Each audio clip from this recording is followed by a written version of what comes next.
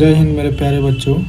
आज हम लोग 2026 का मॉडल पेपर जो आया है उसमें सब्जेक्ट साइंस का हम लोग क्वेश्चन टाइप ऑब्जेक्टिव केवल वस्तुनिष्ठ प्रश्न का 80 क्वेश्चन में से 40 क्वेश्चन जिसको करने हैं उसमें से खंड ए में दिया रहेगा आपका वस्तुनिष्ठ प्रश्न। वस्तुनिष्ठ का मतलब होता है ऑब्जेक्टिव, इंग्लिश में ऑब्जेक्टिव, ठीक ना। उसी में से 4 क्वेश्चन मैं सॉल्व करके दिखाता हूँ कैसे सॉल्यूशन करना है और कैसे कैसे आपको आंसर टिक करना है, देखते जाइए।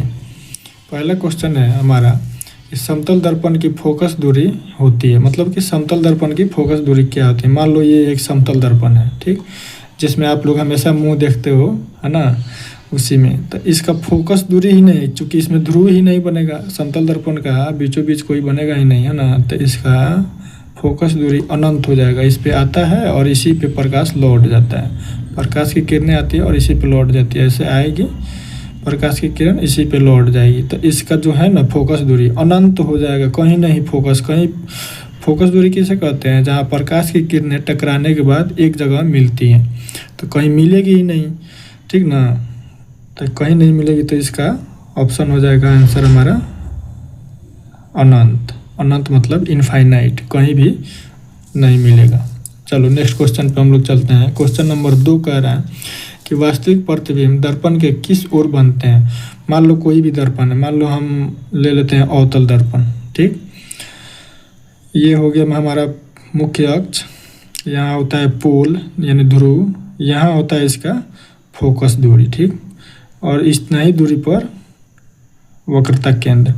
तो मान लो कहीं से प्रकाश किरण आई, ये फोकस से होकर निकल जाती है, ऐसे आती है और ऐसे निकल जाती है।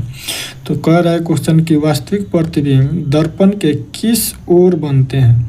दर्पण के किस साइड, इधर अगर दर्पण के इस साइड बनेगा प्रतिबिंब, मान लो ये एक प्रतिबिंब मैंने ले लिया, तो इससे एक प्रकाश किरण ऐसे निकाला जाए और एक प्रकाश किरण ऐसे, ठीक। तो यहाँ पे टकराती है तो यहाँ पे बना। तो वास्तविक प्रतिबिंब का खासियत होता है कि वो हमेशा दर्पण की ओर बनेगा। फिर पहला कंडीशन, दूसरा का कि वो हमेशा उल्टा बनेगा, और तीसरा का ये बड़ा छोटा और हमेशा उल्टा बनेगा। बड़ा छोटा लेकिन हमेशा उल्टा बनेगा, बड़ा छोटा हो सकता है लेकिन हमेशा उल्टा बनेगा।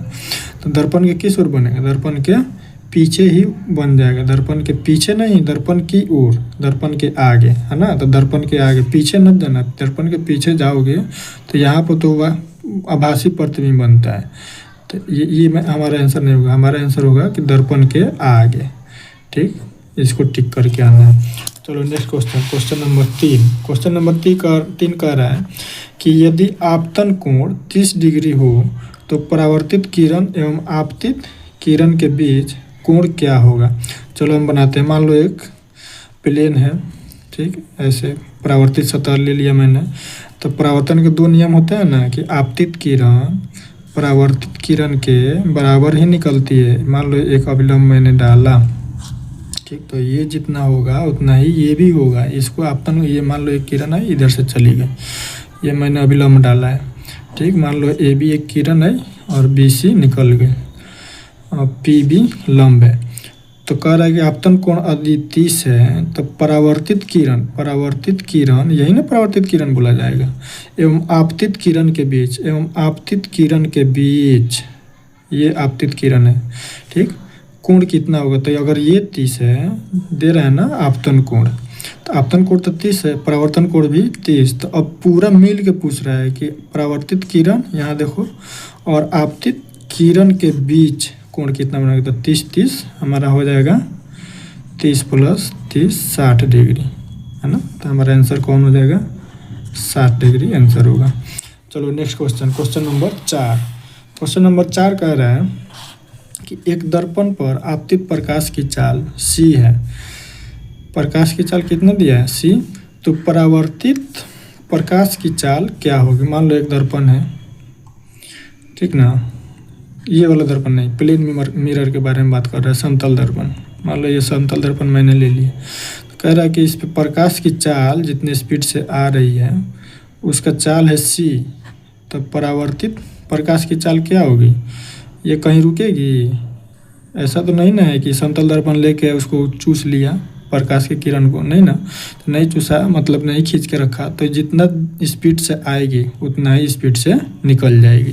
यानी c स्पीड से आई है तो c स्पीड से ही निकल जाएगी। तो इसका आंसर क्या होगा हमारा? ऑप्शन नंबर डी, सी।